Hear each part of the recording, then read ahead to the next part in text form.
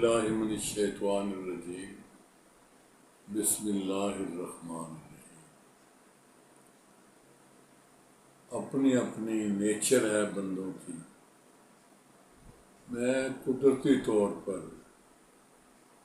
Hyper sensitive قسم کا بندہ ہوں، چھوٹی چھوٹی باتوں کو بھی نوٹ کرتا ہوں اور ذہن نشین ہوتی ہیں اور پھر ذہن سے اترتی نہیں ہیں، ان کا اثر بھی بڑا ہوتا ہے۔ اب آج ٹی وی تو صبح سارے لوگ دیکھتے ہی ہیں، میں بھی دیکھ رہا تھا۔ آج دو چیزوں نے پریشان کیا۔ ایک سٹیکر چل رہا تھا کہ جناب اسٹیبلشمنٹ اور عدلیہ آمنے سامنے۔ پریشانی ہوئی کہ اس کے کیا معنی ہے۔ اسی طرح کے اور بھی جو سیاسی قسم کے دو نہیں تین چار بیانات تھے، سچی بات ہے سارے ہی پریشان کن تھے، اور پاکستان کے عوام کے لیے مزید اضافہ ان کی پریشانیوں میں اور معاملات سلجھنے کی بجائے الجھتے دکھائی دے رہے تھے۔ سچی بات ہے اور بھی بہت ساری باتیں ہیں۔ دل بھاری ہے، بوجھل ہے صبح سے کہ اللہ تعالیٰ اپنا رحم فرمائے۔ ملکی حالات تسلی بخش نہیں ہے۔ لگتا ہے کہ اوپر اوپر سے سارے لوگ جو ہے نا جان چھڑاتے ہیں۔ میرے جیسا جو متجسس قسم کا بندہ ہے، جو ہر وقت تجسس میں ہوتا ہے کہ یار اس کے کیا معنی ہیں، اس کا کیا مطلب ہے، یہ کس نے کہا ہے، یہ کیوں کہا ہے، اس کا علاج کیا ہے، وغیرہ وغیرہ۔ تو ان سب چیزوں کو دیکھ کر بندے کی ہر روز ایک آدھ سلسلہ ایسا ہوتا ہے کہ بندے کی پریشانی میں اضافہ ہوتا ہے، کمی نہیں ہوتی۔ اب مجھے سمجھ نہیں آتی، میں اکثر اپنے دوست احباب جہاں بھی جاتا ہوں لوگ ملتے ہیں تو میں کہتا ہوں کہ یار بتائیں اس کا کیا حل ہے۔ بہت سارے بندے تو ادھر ادھر کی باتیں کر کے تو مجھے خاموش کرا دیتے ہیں، جس سے میری مایوسی میں اضافہ ہوتا ہے کہ اب میں اس کا کیا حل ڈھونڈوں۔ روز ہی IMF کے حوالے سے بھی کوئی نہ کوئی خبر ہوتی ہے، جس کے معنی یہ ہوتے ہیں کہ جو اشیاء ہم استعمال کر رہے ہیں، جو چیزیں ہمارے ڈیلی استعمال میں آتی ہیں، ان کی قیمتوں میں اضافہ ہو رہا ہے۔ IMF نے یہ کہہ دیا، IMF نے وہ کہہ دیا۔ کچھ ہماری رپورٹنگ بھی نامکمل اور ناقص ہوتی ہے۔ مقصد یہ ہے کہ کوئی پنجابی کہتے ہیں ہر دو لعنت، یعنی جدھر بھی جائیں ادھر پرابلم ہی پرابلم ہے۔ کیا جائے،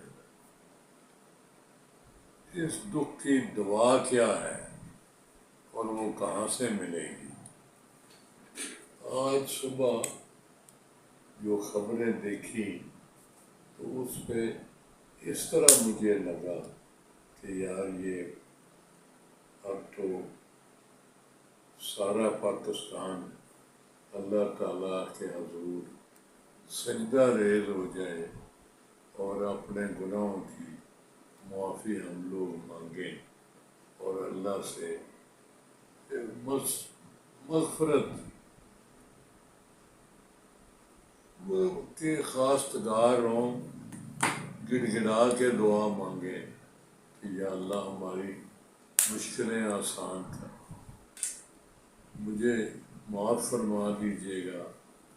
میں سارے لیڈروں کی بھی باتیں سنتا ہوں، ان کے چہرے پڑھنے کی کوشش کرتا ہوں، مجھے کسی کا بھی کوئی اطمینان بخش فیصلہ نظر نہیں آتا۔ مجھے معاف کر دیجیے گا اگر میں دل میں آئی ہوئی بات زبان پہ لے آؤں۔ وہ جو بڑے بڑے پلانر اور بڑے بڑے وزراء، امراء اور بڑے مطلب ساری چیزوں کو ٹھیک کرنے کے ذمہ دار، ان سب کا بھی میں دیکھتا ہوں تو کسی چہرے پہ تسلی کے آثار نظر نہیں ہیں، اور وہ خود بھی ان کے چہرے کے تاثرات جو ہیں وہ کم از کم میرے جیسے ناقص العقل آدمی کی تسلی نہیں کرتے۔ میرا دل کہتا ہے کہ ان کے دماغ میں بھی بہت ساری اور چیزیں آ رہی ہیں جس کا اظہار کرنے سے یہ قاصر ہیں، لیکن مایوسی بھی پھیلانا نہیں چاہتے اور سچی باتیں بھی کریں تو مسائل ہی ہیں، مسائل ہیں، ان کا حل کسی کے پاس نہیں ہے۔ ایک اکثر میں دیکھتا ہوں کہ جی اب سب کو مل بیٹھنا چاہیے۔ بھئی مل بیٹھے، کس نے منع کیا؟ وہ نہیں مل بیٹھتے، کبھی کسی کو ذمہ دار ٹھہراتے ہیں، کبھی کسی کو۔ سچی بات ہے، میں چونکہ سامنے سیاستدان ہی ہوتے ہیں یا ٹاپ کلاس بیوروکریٹس ہوتے ہیں تو میں ان لوگوں کو ذمہ دار ٹھہرائے بغیر نہیں رہ سکتا۔ اب 16 دسمبر 1971 کی باتیں بھی یاد آتی ہیں۔ میں ملازمت میں آ گیا تھا، ایک جگہ لاہور کے قریب لگا ہوا تھا، صبح جاتے شام کو آ جاتے اور ساری رات پریشانی میں گزرتی۔ خبریں جتنی اپنے ریڈیو ٹی وی پہ آتی وہ ساری ہی غلط ہوتی اور دوسرے دن ہی ان کی مطلب آ جاتی انکار اس کا کہ وہ غلط تھی، اس کی تکذیب ہوتی، پتہ چلتا کہ وہ تو مجبوری کے تحت آ رہی تھی، ٹھیک نہیں۔ اب میں بڑے بڑے اچھے سمجھدار لوگوں سے بھی ملاقات ہو جاتی ہے کہیں نہ کہیں تو ان سے بڑے سرچنگ کوشچن کرتا ہوں کہ یار اس وقت بھی بڑے لوگ سمجھدار موجود تھے ملک میں، تو یہ ایک دن میں تو ڈاکہ فال نہیں ہو گیا تھا۔ آفٹر آل اس کے پیچھے کہانی ہے، ملک کی لمبے چوڑے واقعات ہیں جو سارے ایک ایسی بدقسمتی پر منتج ہوئے جس کا تصور بھی آئے تو بندہ کانپ جاتا ہے، رونگٹے کھڑے ہو جاتے ہیں۔ اللہ تعالیٰ دیکھیں، ہم اللہ تعالیٰ پہ سب کچھ ڈال دیتے ہیں۔ اللہ تعالیٰ کا بھی اپنا ایک سسٹم ہے، اگر میں آگ میں ہاتھ ڈالوں گا تو وہ ہاتھ جل جائے گا۔ اس میں دعائیں مانگتا رہوں یا اللہ کرم کر دے میرا ہاتھ نہ سڑے، یہ کیسے ہو سکتا ہے؟ یہ نہیں ہو سکتا۔ یہ اللہ تعالیٰ کی ذات بابرکات کا اصول ہے۔ جو لوگ ہم کر رہے ہیں اس کا نتیجہ وہی برآمد ہوگا جو اللہ جل شانہ کا جو اصول ہے، جو انہوں نے بنا رکھا ہے سسٹم۔ میں اکثر بچوں کو بھی سمجھاتا ہوں، بڑوں کو، کہ بھائی اگر آپ راولپنڈی والی بس میں چل کے بیٹھ جائیں گے تو آپ راولپنڈی پہنچ جائیں گے، ملتان والی بس پہ بیٹھیں گے تو ملتان پہنچ جائیں گے۔ آپ ملتان والی بس میں بیٹھ کر راولپنڈی نہیں جا سکتے۔ دعائیں مانگتے رہیں، کرتے رہیں جو مرضی، لیکن آپ جب تک متعلقہ بس پہ نہیں بیٹھیں گے آپ وہاں نہیں پہنچ سکتے۔ اب میں سچی بات ہے، وہ ایک بندے کو میں نے زیادہ ہی تنگ کیا نا، تو اس نے کہا جی حضرت وارث، وہ ایک بزرگوں کا مثال دی اس نے کہ ان کو پاس کوئی بندہ گیا، انہوں نے چائے آفر کی، چائے پیتا رہا، وہ میرے طرح بڑے سوال جواب کرتا تھا، واصف علی واصف صاحب کی رحمۃ اللہ علیہ کی کہ میں بات کر رہا ہوں۔ تو وہ بندے نے کہا جی کہ جناب یہ دیکھیں نا، یہ دیکھیں۔ انہیں تنگ آ کے غصے میں کہا یہ 10 روپیہ تو کیتا ہے؟ وہ کہا نہیں جی میرا تو ان چیزوں سے کوئی تعلق نہیں۔ انہوں نے کہا پھر میں تم دسنا کہ میں نہیں کیتا ہے، تو پھر نہ تو کیتا ہے نہ میں کیتا ہے، تو ٹھیک کر سکنا ہے، تیرے انہیں ذرائع ہے کہ نہیں، میں غریب آدمی ہوں، میں انہیں جو وقت تھے، ان جگہ پر میں بھی نہیں کر سکتا۔ بیٹھ چاہ پی اور آرام کر، مقصد یہ ہے۔ مگر یہ کافی نہیں ہے۔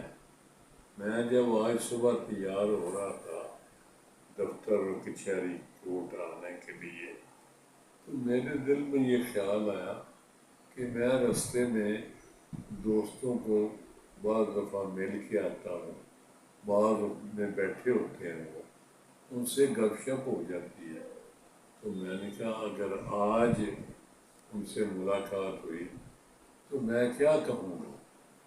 وہ بیچارے صبح بیٹھے ہوتے ہیں گپ شپ لگانے کے لیے، تو ہنسی خوشی میں باغ میں بیٹھے ہوتے ہیں، گپ شپ لگاتے ہیں، وہ اچھا کرتے ہیں۔